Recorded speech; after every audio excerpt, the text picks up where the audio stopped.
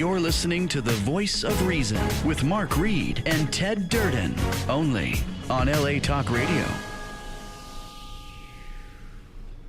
For a moment, we're going to have a moment of silence because yesterday was 9/11. Right. For the victims, the first responders, the residents. And the families of the victims. The families of the victims as well. It was a very solemn moment, and we shall never forget. We will always remember.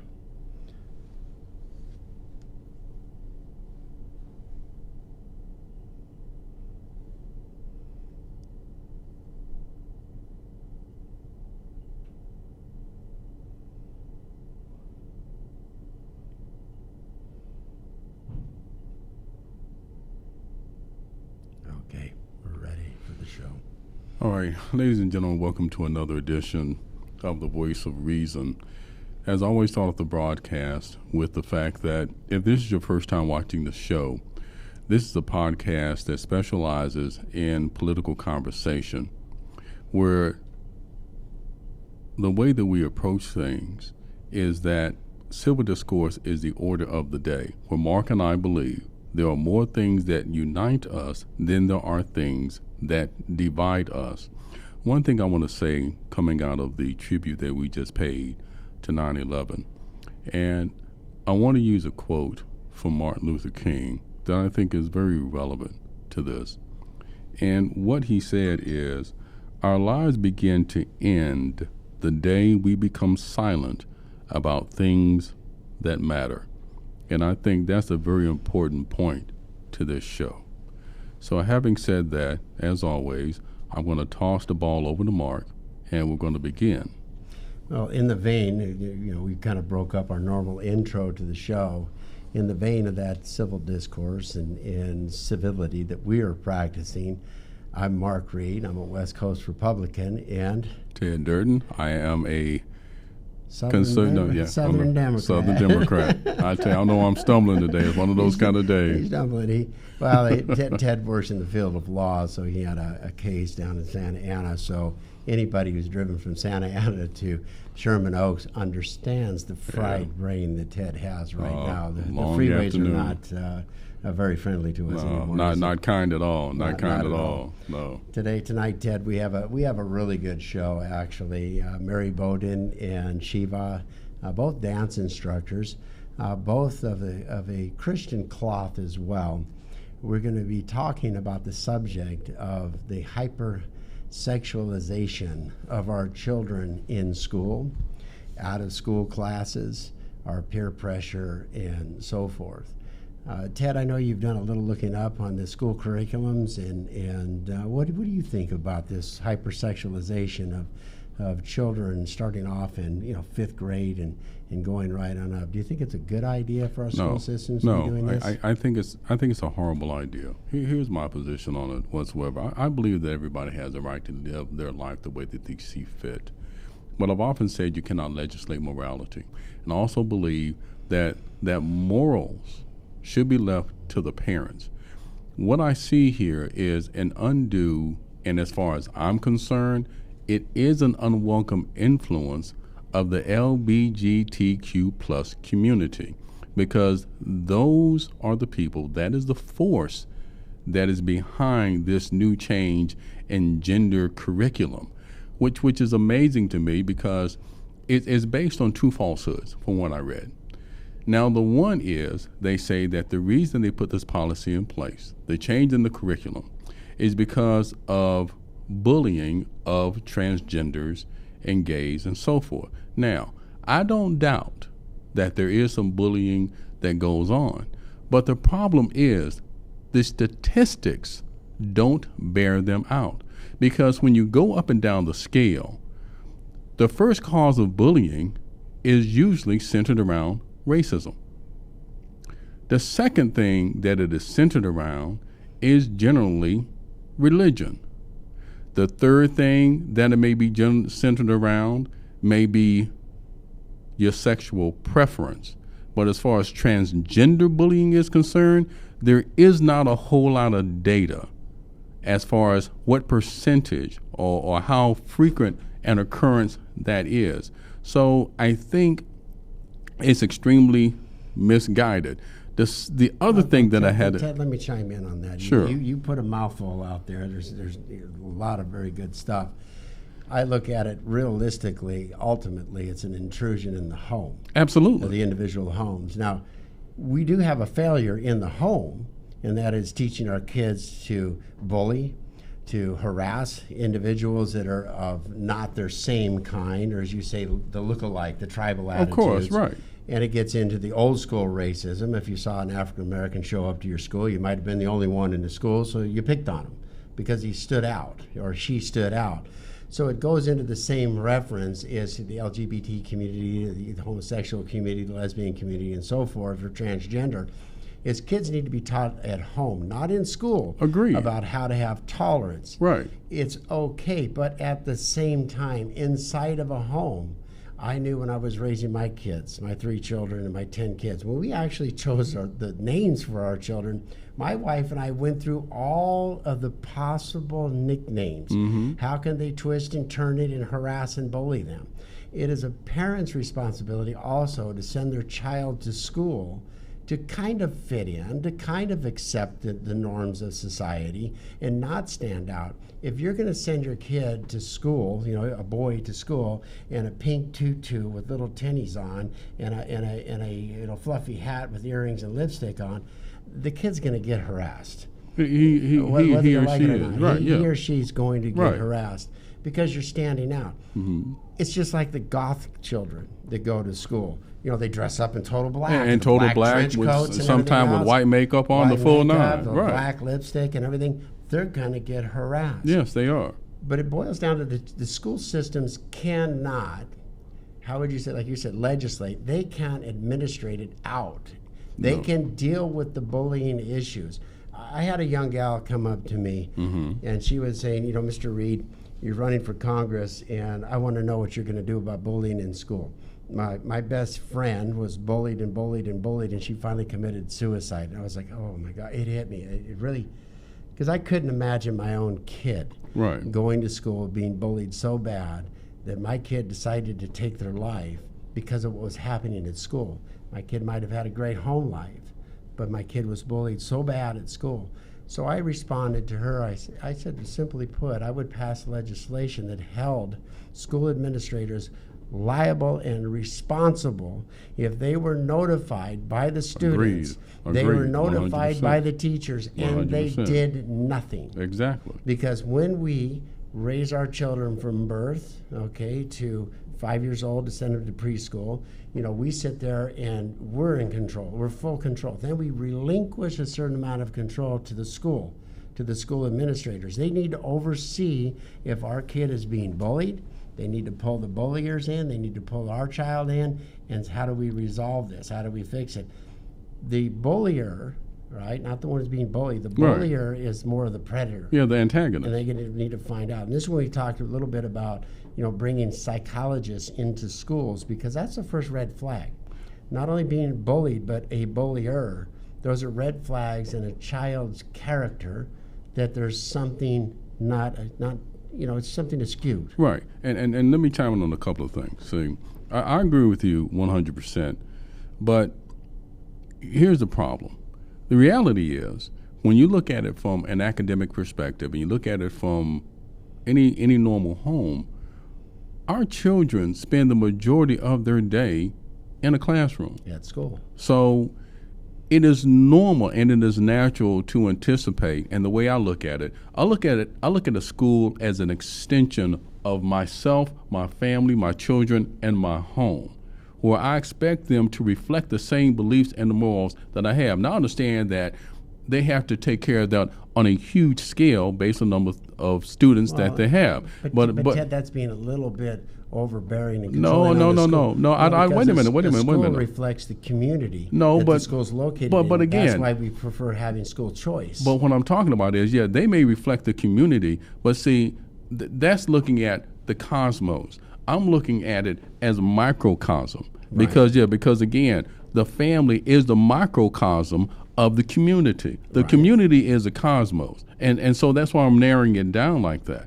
because the other problem that I have with the article that I read is, and I'm going to go a little theological because I'm a Southern Democrat, but I'm also a Southern Baptist. Yep. Okay, and I'm all fire and brimstone. So my point is this right here: when I read that part of their teaching is that your parents assign your gender, your parents assign your gender at birth. Gets into the curriculum I'm sorry. aspect. I know. See, last time I horrid. checked, God decided that. Yeah. That's the way I looked at that. You know, so if you got a phone call to make, put it on in, I don't care. That's my view. And I feel very strongly about that. Okay, I didn't assign my son a male. I didn't assign my daughter a female. Okay, God took care of that for me. Thank you, Lord. So that's all I got to say about that. But I agree with you that the schools should certainly be held accountable. They should certainly be held responsible when they are informed. Because more often than not, Right. they don't do anything. Well, you're diving in now to, we went from the home aspect to the Mm-hmm. I know, I'm community bouncing aspect all over the place, to you the know. school aspect, the Right. school curriculum. Now, the school curriculum, I honestly believe the school has no real business teaching sensuality or sexuality. they don't. Now, health ed classes is what you and I had. Yeah. I've always stated, look, sexual or sexuality classes, how to have sex and all that stuff. Look, my great-grandparents didn't have it, and somehow I got here. So I think they figured it out. I think kids figure it out. Right. But to sit there and put into their minds Mm-hmm. in the early developmental stages of a child's growth, their emotional and physical growth, Right. is not up to the school to do, No. in my opinion. No. Okay. No, and I agree. It's not even age appropriate what No. they're doing it at. So when I sit there and hear about the curriculum that's putting there, it Mm-hmm. is hyper-sexualizing them Yes, it is. and creating a disformity of their emotional growth and their own viewpoint of themselves, of what they are. Now, granted you have that argument of the kids, well, I feel like I'm a girl, I feel like I'm a boy, and so, but you normalize their relationships in school, you normalize their childhood, you go through, if they continue on, that's a choice later on in life they may or may not want to make. Well, not only that. Again, that is something that has to be managed at home. It has to be, because if you have a child that may be confused about some things, that is something they either need to speak to a specialist about, or they speak to mom or dad about, or their church. Oh yeah. I mean, but there are certainly other resources that they can avail themselves of, or their parents can seek on the child's behalf. But to have it, and this is the only way that I can put it, to have it forced down their throats. No, That's just wrong. It isn't. No, not at all. None whatsoever. In a moment, we're going to go on to a break, and we're going to be receiving a phone call. It's going to be a phone call interview from a Mary Margaret Bowden. Okay. And she's a Sunlight Dance, known as the Soul to Soul choreography. She began in 1994 under the direction of Mary Bowden. It's her company. The name for Sunlight came from John 12:35-36. The man who walks in darkness does not know where he is going. Put your trust in the light while you have to, so that you may become sons of light. Alongside dance ministry, the soul-to-soul choreography method to transform dance movements into prayer in motion began to develop. Soul-to-Soul choreography was formed as a California nonprofit charitable trust in the fall of 2003 and is recognized as a tax exempt by the Internal Revenue Service of the state of California State Franchise Tax Board. It's going to be a fascinating conversation with her and the hypersexualization of our children in schools. But right now we're going to go to a break so we can pay our bills. We have a new sponsor on the Voice of Reason, Paintball USA. This is the best paintball experience of your life. Call 661-255-5332 and ask for April at Paintball USA. If you want a fantastic outing for the family and friends, or if you're a corporation looking for the magic team building, check out Paintball USA. Mention the Voice of Reason and you'll get 25% discount off the regular price packages. All packages include admission, air gun rental, complete safety equipment, party favors, 500 paintballs to use accordingly. The Paintball USA is at 661-255-5332. Don't forget, the Voice of Reason will show you a 25% discount. The Voice of Reason is also brought to you by churchandlaw.com, 818-230-3110. If you have any questions or legal advice about workers' compensation, employment, and labor law, call churchandlaw.com, 818-230-3110. The Voice of Reason is brought to you by Honda. Additionally, the Voice of Reason is brought to you by Levin and Nabayan Trial Lawyers, 213-232-4848.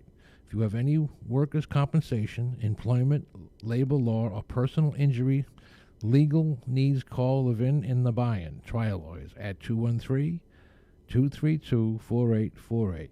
Play the ad.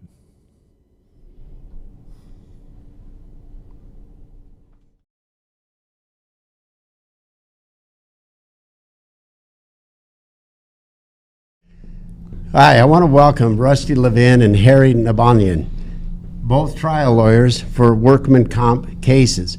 If you're injured on the job, don't hesitate. Contact an attorney. I did when I was wounded or injured on my job, and I thought I would trust my employer, and it didn't work out quite well, so I found Rusty Levin. Handled my case like a professional, worked out way better than any other lawyer that I talked to would have worked out. So Rusty, tell us a little bit about your company of Levin and Nabanian Trial Lawyers. So at our firm at Levin Albania Trial Lawyers, we handle all matters of workers' compensation, personal injury, and employment disputes, wrongful termination matters, and things like that. We were able to help Mr. Reed out with his workers' compensation case. Unfortunately, workers' compensation injury can be very stressful, intense situation. And at Levin Albanian, we try to get you the most benefit we can of the law, while also easing the stress and anxiety that comes along with that situation, and getting you back on your feet. My partner, Mr. Albanian, he handles the personal injury sides, and I'll let him take it from there. And just like all injured employees out there, anybody else who gets injured as a result of somebody else's negligence has rights, and the rights that they need to protect immediately. And they should do that by calling Levin and Albanian Trial Lawyers and letting us help ease that tension off of you and get you the result you deserve, while also making sure that you get better in the progress. So we're here for you, folks. Levin and Nabanian Trial Lawyers is the best company for you to get a hold of when you're injured or have a personal injury. So give them a call at 213-232-4848, 213-232-4848. Thank you. and let them handle the stress for you while you recover at home. Thank you again. Bye-bye. Welcome back to the Voice of Reason with Ted and Mark. We're discussing the sensitive subject of the hyper-sexualization of our children in school. We have a special guest that I introduced, gave a little short bio prior to the break. Right. Mary, how are you? I'm just fine. How about you guys? We're doing extremely well. Can you tell us a little bit about your dance studio and your philosophy behind your dance studio as well? I know it's founded in the Christian beliefs and thought process. Can you give us a little taste of what it is that you do? Well, I have a degree in dance from UC Riverside, a degree in modern. I was highly trained in ballet as a young lady, but kind of found myself in the world of modern dance, which has a lot more creativity in terms of choreographic intent. That's a definition in a nutshell. And I led a dance ministry at my church for over 20 years. I've written a book on Christian dance ministry. And because I love dance and had such a wonderful experience with it growing up, which is why I got the degree in it, I began to be very, very concerned a number of years ago as I saw kind of a hyper-sexualization of children that was very age inappropriate in dance studios. And I just had to decide that I needed to do some research, and that's what led me to start or found Dance Awareness, No Child Exploited, and it's called DANCE because that's the acronym for it. But I've had a wide range of exposure to dance, and I think this really is a bipartisan issue because and, it's about Mary, protecting children. Mary, it absolutely is. And this the philosophy of our show is we are a political show. Right. And Ted Durden, my co-host, is a Southern Democrat, and I'm a West Coast Republican. And this is an issue that crosses all spectrums of political belief, even if you don't have political belief and you dislike the government.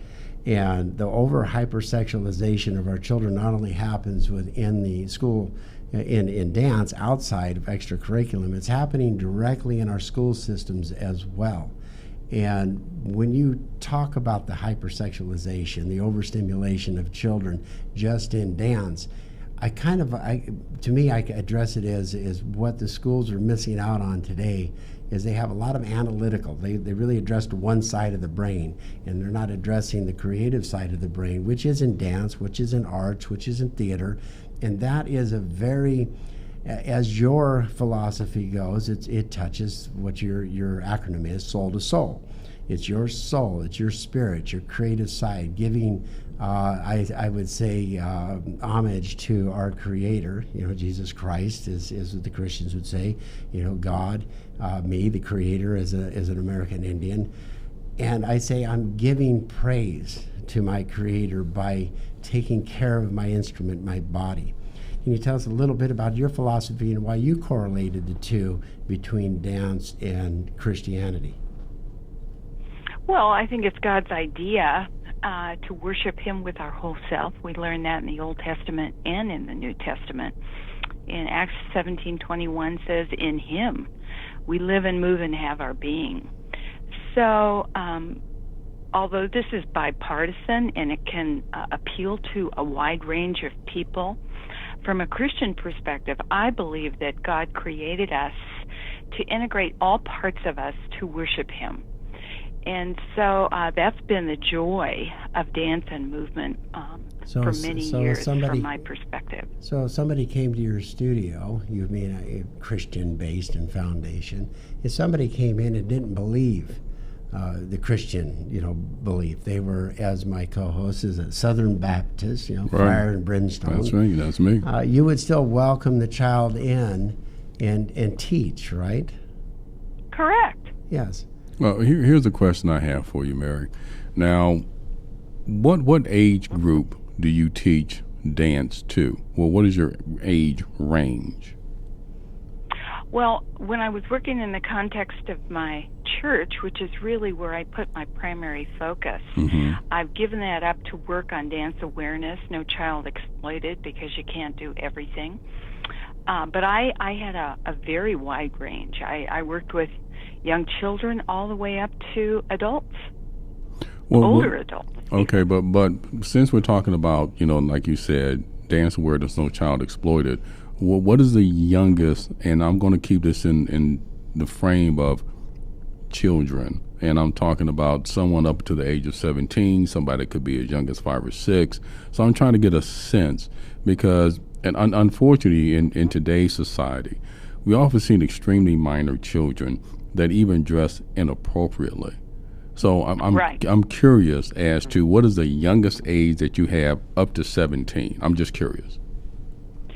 I probably worked with 5 years of age. However, in the dance field, in our culture, some competitive dance studios are taking children as young as 2 into competitive dance. Really? Wow. At 2 years old?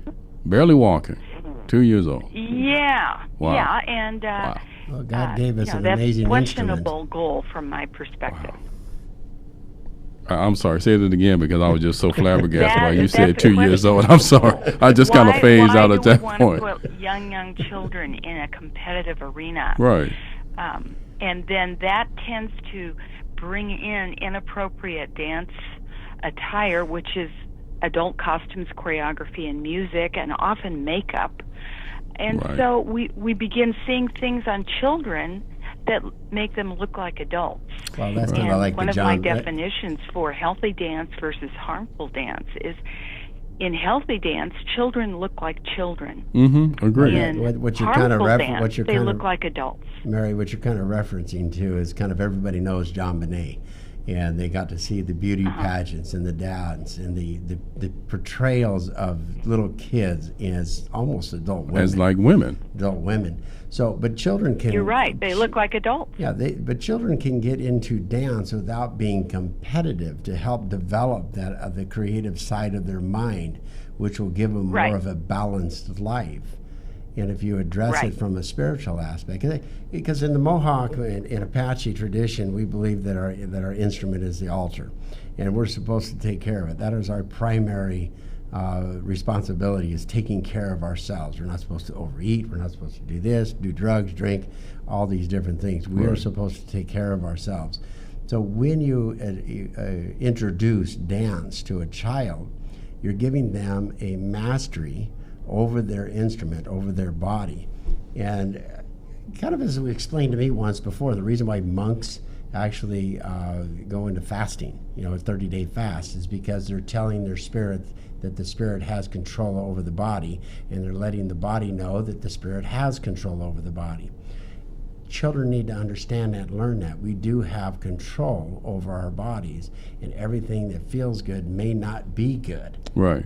So we need to address it from that point. But I agree that I don't think we should put children into a competitive dance arena. But especially at that age. I mean, as you get older, as you become an older teenager, that's all well and good, and that's fine. You hit, maybe 15, 16, 17, that's fine. But if you're talking about, I just found this so alarming, kids as young as 2 years old trying to be taught competitive dance or enter into competitive dance. For me, that's just beyond the pale. And I'm going to touch on what Mark said just a moment ago about John Benet Ramsey. It's an incredible tragedy. To this day, we still don't exactly know who killed that little girl, what happened to her. Yeah. But I feel the exact same way, and I'm not going to spend a whole lot of time on it, about child beauty pageants. To me, that's just creepy. That's to me. That's to me it is too. It's just creepy. Watch some of those things. I mean, they're like I said, they're 6, 7, 8 years old, and the way that they're dressed up, the makeup that they wear, the hair that they wear. Let me tell you something. My daughter was 15 years old and trying to sneak to school wearing makeup. I knew something was off one morning, and what I did is, instead of going the normal route to work, I went the back way and found that my daughter had stopped at a bathroom in a park and put on makeup. Oh, you can imagine her surprise when I put it alongside her. Again, excuse my vernacular, very plain spoken. Get in this car and get your ass home and take that off. She was scared. She was shocked. You're articulating exactly what I think needs to happen with our kids, and that is parents are the protective factor. Absolutely. In the culture. Right. And when they speak up and they care and they bring an awareness of this issue into their interactions with their kids and can start having discussions, we can see changes that will work out really well for children. And the outcomes, as I said earlier, for healthy dance are outstanding. And that's what happened to me when I took dance, and can happen to children now. When their parents are informed and make the choice to check into what kind of dance studio they're taking their child to. On the other hand, if they're not checking those boxes in terms of age-appropriate dance studio criteria, then they might take their child to a studio that will hyper-sexualize them, and the outcomes, according to the APA, are horrendous, from body dysmorphia to low self-esteem, promoting a rape culture, eating disorders, low academic performance, on and on and on. So it's an important thing for a parent to intervene like you did. Well, I think you're right, but we're going to take a quick break because we have to pay some bills. But I wanted to express a thought and an idea to you and get your opinion on something. So we'll be right back in just a moment. Yeah, so hang in there. We're also going to be bringing on another guest, another dance instructor as well. It's Christian-based, has been in the dance field as a long time. She has a daughter in the school systems now, so she has some questions for you, and she has a lot to say about the over-sexualization of children in schools and in dance or extracurricular activities. We will see you in a moment. You are listening to the voice of the power of dreams.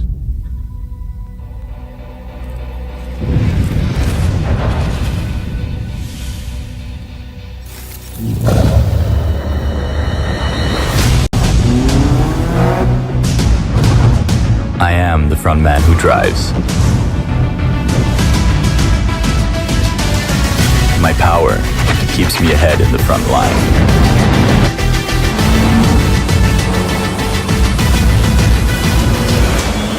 My reputation gets me on the front page.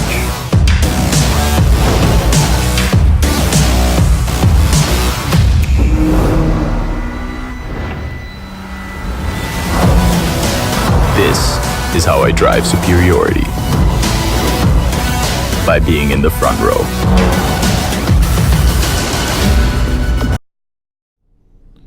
Okay, and welcome back to the Voice of Reason. Oh, no. We have an ad playing right now, Ted.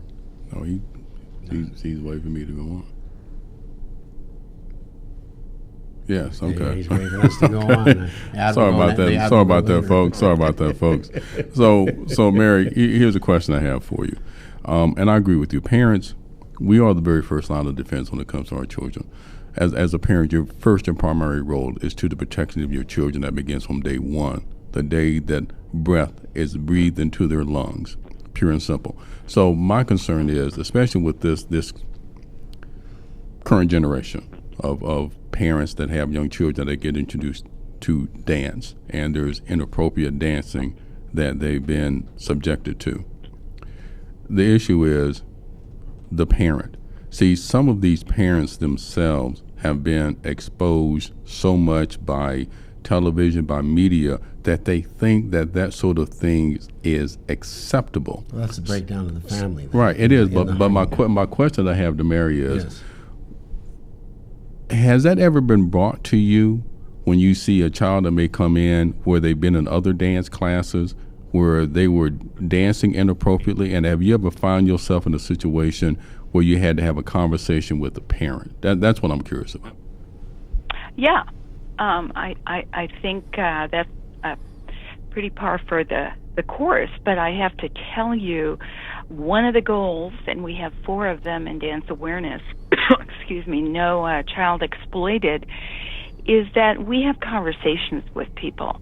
We ask people to join the conversation, and when I talk with people, I do so in a respectful manner that is not intended to shame people or demonize them if they've made some choices that have bad outcomes.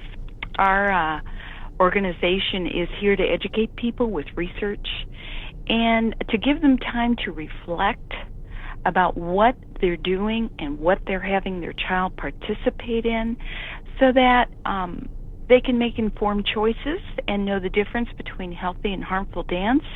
And as you just mentioned, a lot of parents have been inundated by the media, as have their children, and everything is normalized. So I think the best way to help people and to have conversations with them is to give them the research and share the message, and then come back and share it again as time goes along. And I've seen a lot of changes when I'm not reactive to people, but just give them the research, show them the data, and let them know that they can make a change.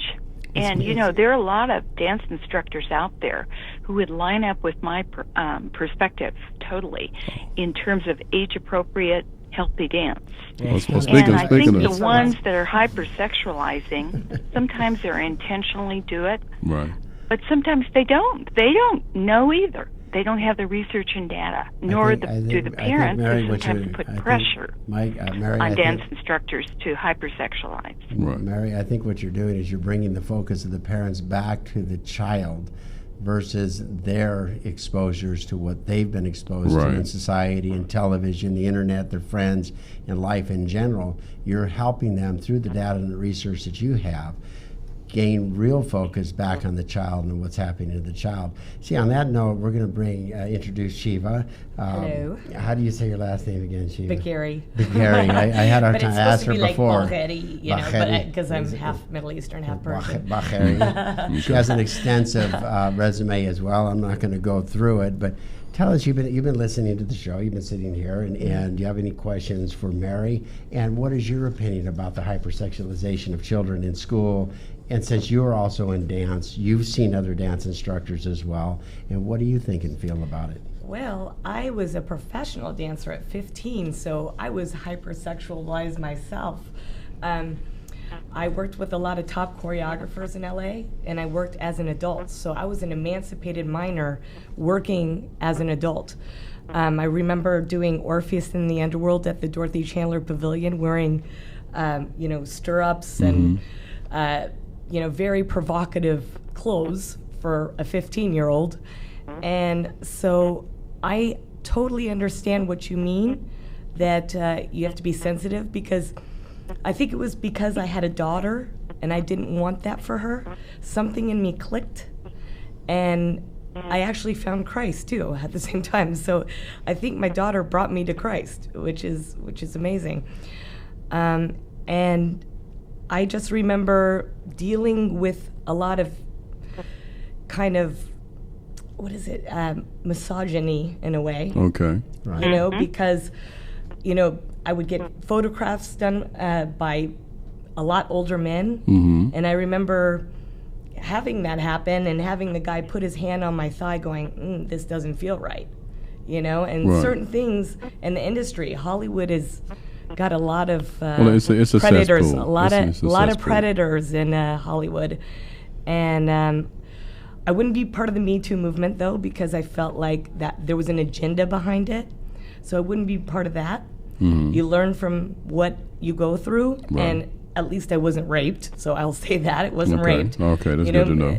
Sexual inappropriate things happening, for sure. So what do you think about with you're seeing your daughter going through school right now, and you know the curriculums that are being offered? You've seen it through the dance perspective, as Mary has seen it through the dance perspective. Before she answers that, if you don't mind, Okay. let me ask you a question. Okay, so you're We're saying, civil. we are. So you're saying at 15 years old you had to wear tight-fitting pants and stirrups and so forth. At the time that happened, how comfortable did you feel with the attire? You know what? Because I kind of grew up in it, I didn't really understand that this is, very sexual. Mm-hmm. But if you saw what happened to me later, Mm-hmm. you can see that I kind of went into another kind of dance field Okay. for Okay. a while. All right. If you know what I mean by that. No, I do. You I know? do. I get it. And it's kind of like a gateway drug. They say, pot isn't a gateway drug. Well, it was for my brother. He started off with pot and then started doing the heavy stuff. So Right. I see where there's certain things that are a gateway to perversion, in my opinion. Okay. All right. I'm sorry, yeah, Mark. I'm sorry about that. So you can pick up where you left off. I think now. what you're Yeah. talking a little bit about is you were being groomed. Your defenses were down. You were put in an adult context, and then that often leads people into more serious Exactly. behaviors. Mary- Not everybody. Mary, do you think children so are I more want to make it vulnerable? clear. It doesn't mean that everybody will do that, but I certainly have heard many stories of, a hypersexualized dance experience that groomed a young person into entering into more difficult and harmful behaviors. Mary, do you And think that's of more? course, children Mary, do you think that children don't are more know what's happening to them. They just accept what they're told to do. Yes. And that's why we need to speak up to protect them. Well, I was also One getting second, one second. undressed in Mary- front of men too. Mary, So do you that was also- another thing. Mary and Shiva, do you also think that children are more susceptible because they have a real desire to be approved? They have an approval complex. To please. And even the parents, when they go in and they're looking at administrators of a school, teachers of dance class, they're also seeking that approval. They don't want their child to be disapproved or shunned from the class or shunned from the school. So the parents fall into the same category of the need of approval. So this way, some unscrupulous individuals, or not even on purpose either, because I don't think they were purposely doing this. They were just ignorant. They were doing this dance, and they were really damaging the child in their growth pattern, both emotionally, spiritually, and physically. Is that what you kind of gather as well, Mary? Yeah, yeah. And I think, the research, which is what I emphasize over and over again, is really clear on outcomes. Not only from the APA, the American Psychological Association that I mentioned a little bit ago, but also if you look at the brain research on what happens to children who are exposed to adult material when they're children, and they experienced all kinds of trauma and behavior issues. Of course, there's a range, but children are meant to be children, and they're not meant to be adults. So we can't put them into a context that expects them to behave like an adult, look like an adult, Right. and not see the consequences. And children, if an adult allows that, they don't have any way of deciphering that it's not good for them because they're a child. It's Right. just like giving a child chocolate cake for every meal. I mean, they probably would be delighted, but they wouldn't know that it's not a balanced diet. Or if we allow them to choose when they go to sleep.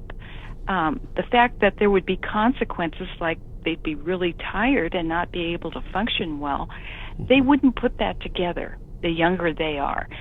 And so it's really important that we think these things through, that we reflect on them, and make sure as a society that we're doing the very best for our kids, giving them age-appropriate materials, and not grooming them for negative outcomes. Right. Exactly. Mary, I know that you have a website, and you have a lot of the data posted on your website as well, and you have tutorials for your dance. Can you give us your website to where everybody that's listening can go to? Yeah, it's danceawareness.com, and that's spelled just like it sounds. The acronym is DANCE. Okay. And then how about the Soul to Soul? That's your dance studio? Yeah, soul-to-soul-choreography.org is the larger website name, and danceawareness.com is within Soul to Soul Choreography. That's a little trickier because you have to spell SOULTOSOLE, soul to soul, and that's kind of tricky. And then you have the word choreography, which is tricky too. But hey, you're going to learn to spell, right? Well, exactly. It's a good spelling course. If you were going to give one message to all parents that are listening, because there's a lot of parents that listen in the district here as well, and our viewers, what would be the one solid message that you would give the parents while they're sending their kids to school, or sending their kids to dance, or sending their kids to any extracurricular activity outside of the school, plus in school? What should parents look for at home of what's happening with their children?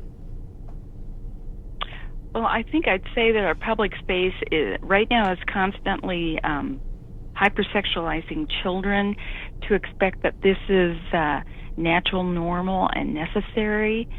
And the line between childhood and adulthood is being blurred.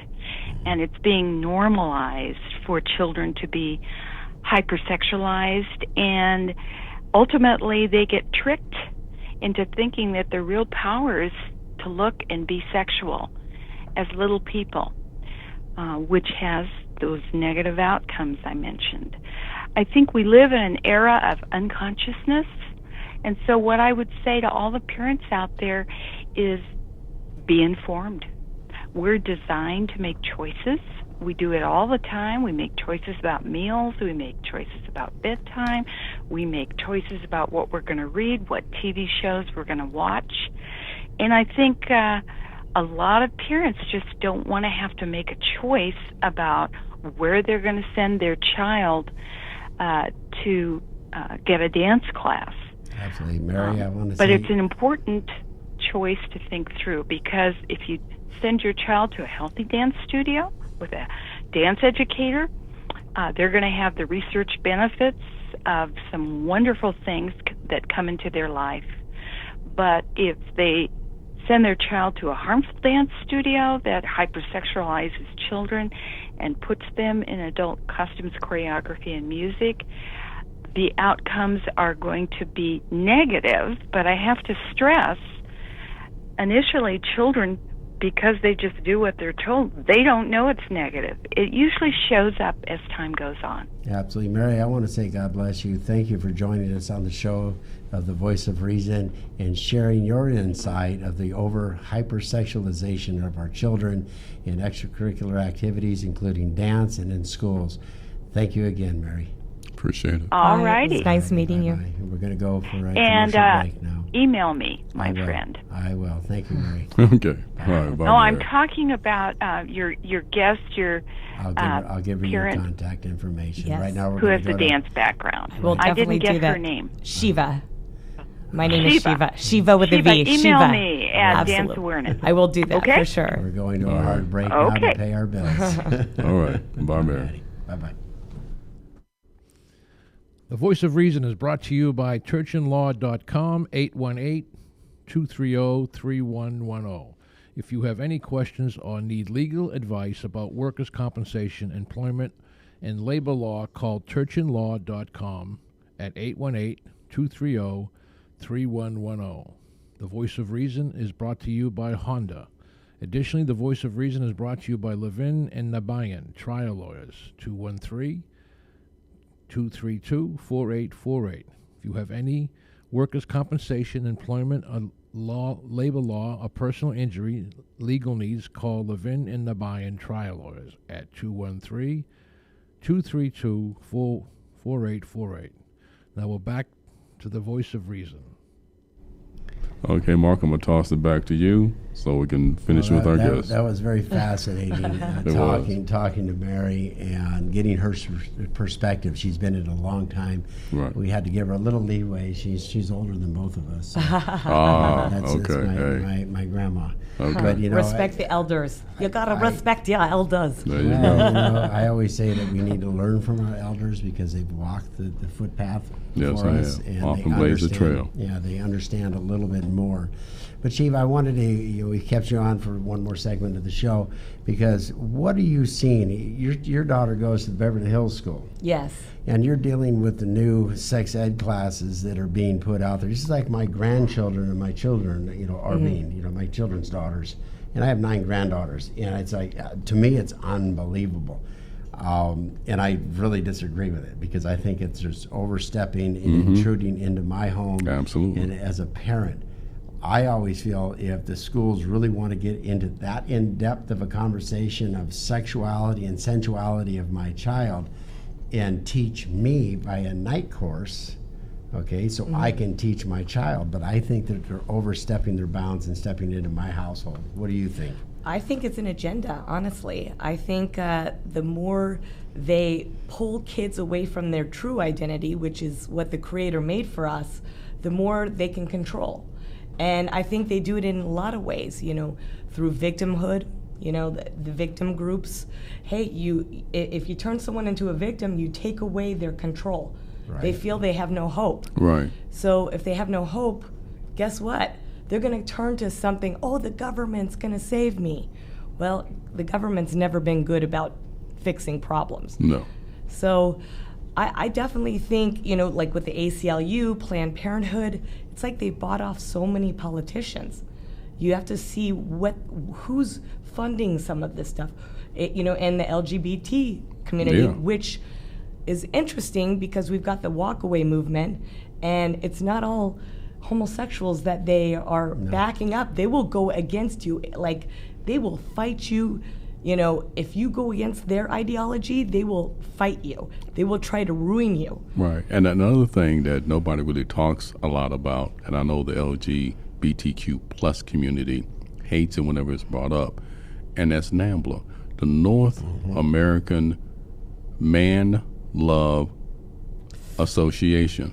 Now, they the man boy love. Now, that's a very small faction. Now, the majority of the LGBTQ community is against them, but there's a small faction in the LGBTQ plus community that actually supports them. And see, now you get into very, very dangerous territory. Well, I Pedophilia, sent yes. you the thing that there are some legislators now that want to bring that into the curriculum of the schools, that pedophilia Is a Right. sexual preference. And that's sexual just preference. crazy And to it's me. like, It's just well, absolutely, really? it's insane. Now, one question I had for you. Now, you said your kids go to Beverly Hills, and that's where Just they're one. starting. Just one. I'm sorry. Okay, and they're starting this curriculum. Well, now, actually, they don't start it until 5th grade. Okay. She's in 4th, but I read it, and I'm Okay.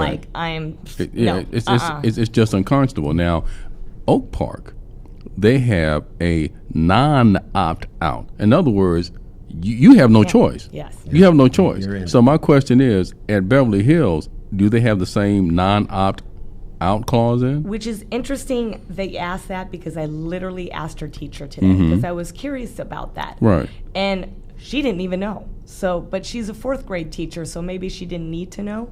So I'm going to be asking the principal about that. Another thing that I thought was interesting is that Planned Parenthood's website says that California, you don't have to have consent to have an abortion if you're underage. And you know they're actually doing the same thing. That's I nuts. think that's actual legislation that has already been passed, in the process of being passed in New York. And again, I don't agree with that. This makes me Again, furious. it's a complete intrusion of the home. It really parental is. It is. rights and the lack of consent of a parent over their children. Right, and it to me, it's just absolutely just unconscionable what they're doing. And I would like to think, because all my children are grown, I would like to think if is your only recourse. I guess I'm wondering, not so much. I'm wondering is, in this situation, is this curriculum going to be put in statewide at every public school? It is. Okay, Yes, so if curriculum's already so in other passed. words, if you don't want your child participating in this gender curriculum, you would have no choice but to go to private school. You would have Yeah, no and I'm choice, a single mom. I can't afford or that. homeschooling. Now, the interesting thing is, and again, I'm just where my mind works. The interesting thing is, public schools are federally funded. Federal funding is based on enrollment. So I would think that one of the best ways and the best way to attack this is at a funding level. So if parents somehow or did something, their kids wouldn't participate in this class, or school enrollment goes down, federal funding goes down. So sometimes you got to hit them in the pocket. Absolutely. absolutely. I Yeah. even thought That's about it. that. I said, you know what? Maybe we need a boycott, because again, they're trying to push also all these different genders, and I'm sorry. It was very simple. A baby's born, you see if it has a Right. penis or vagina. Right, Okay. right. And it's a boy or girl. I mean, they again taking away your identity. I had a child come to my dance school, and at 7 years old, he introduced himself as transgender. At 7 years At old. 7 years old. Oh my God. And I'm sorry, but I'm straight up. I have no PC. I said, no, you're not. You're a beautiful boy, like God made you. Couldn't help myself. And maybe that was overstepping, but I just couldn't help myself. I was like, you were made perfect. And he was such a cute boy. He looked like a little David Bowie. Very, very cute boy. And what was so interesting is he took a tumbling class from me. And he tells his mom, Mom, I'm athletic. I'm like, your 7-year-old child does not know he's athletic? I said, where's his father? Because I was just curious. I'm like, I got to know why this kid feels this way. And the father lives in another state. He's being raised by a single mom and a daughter. So I wonder if this has to do with attention seeking and the fact that the LGBT community gives him awards. He goes to West Hollywood Elementary, and for Hero Week, they had him be RuPaul. I'm sorry, but RuPaul is not a hero. Oh my God. Okay? So Yeah. I'm telling you, this is to me, it's total perversion. And it's like, no wonder our kids have this gender dysphoria. They think they can pick their sex. That's just dangerous. And That's they can't. child abuse. No, and child and, abuse. and it's like a phrase I'll plead ignorance on. I never ever, and I consider myself a relatively intelligent man. I really do. And it was non-binary. Yeah. Yeah. I'm like, what the fork? Yeah. Fork, I love that fork. I love Non-binary. Non-binary. So in other words, you don't have to declare what your gender is if you're masculine or feminine. You're just non-binary. I'm Yeah. like, The forms that they're making children fill out now give them all these questions. What are you? And the kid is like, well, I'm a boy. I get to choose all these other ones. You know what? Yeah, that's right. That happened to my son when I Yeah. took him to the University of Arizona. Yeah, On his, they asked him, have all what this- gender do you identify with? I'm like, that's on the form? I know, Yeah. isn't that crazy? Let me check. Okay. And I do have to okay. say, I wanted to chime in on the other part that you guys were talking about. Sure. Kids are So already they close have a up. buddy bench at the school. I mean, when we grew up, it was like sticks and stones can break your bones and names will never hurt you. And you made really strong people. Like, I have to say, I feel like a very strong woman because it wasn't what people say. You can't control the outside.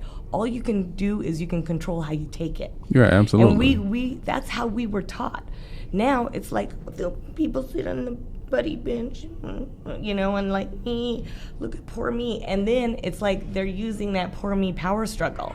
So they're learning how to manipulate.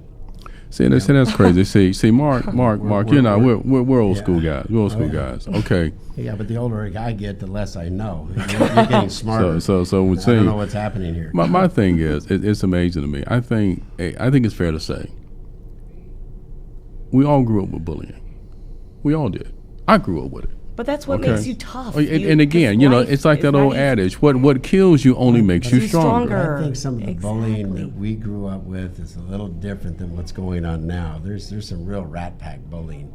But on that note, I want to thank everybody for joining us. Shiva, I want to thank you for coming in. My studio. pleasure. Anytime. Mary, Oh, that was Anytime. great. Thank you. Mary, I Thank want to you. thank you for calling in and sharing your insight to a very touchy subject that really affects everybody. This is a not a nonpartisan political. issue. Absolutely. These are things that are happening in our schools. It's things that's Right. happening in our communities. People are being bullied. Our children are being bullied. We need to take more of a conscious involvement in our children's lives and understand that their emotional, spiritual, sexual, sensual identity is being formed when they're a little kid, and it still continues on until you're 20, 25 years old. Right. I mean, that's all there is to it. We're very special. We're very special, and we have to understand that, especially if you're a parent, and especially when you're sending your kids to schools and or extracurricular activities, to be involved in that. Ted, go ahead and bring it on home for us. All right, I'm going to add this to what Mark said.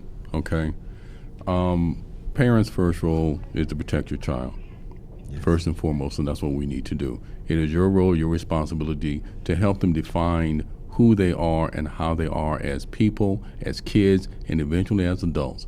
Don't ever surrender that to anybody, not to a school, not to a group, no one. That's your responsibility until the day you die. Again, I want to thank everybody for tuning in to The Voice of Reason. Be sure to tune in next week when we regale with more stories and information of the day to keep you tantalized and to keep you informed. And remember, ignorance prevails when rational minds sit back and do nothing. Tune in next week. And next week, I'm going to give Amen. this little caveat. Next week, we're going to have Dr. Novella come in, and he's going to be speaking primarily on all the health issues from the Aliso Canyon gas blowout, which was the United States' #1 environmental disaster in history. So be sure to tune into that one, 7 o'clock next Thursday. Jack? You've been listening to the Mark Reed and Ted Durgan Show. Voice of Reason has been brought to you by TurchinLaw.com, Honda, Levin and Nabanian Trial Lawyers, and Paintball USA. Thank you, and be sure to tune in next Thursday at 7 p.m. You're listening to The Voice of Reason with Mark Reed and Ted Durden, only on LA Talk Radio.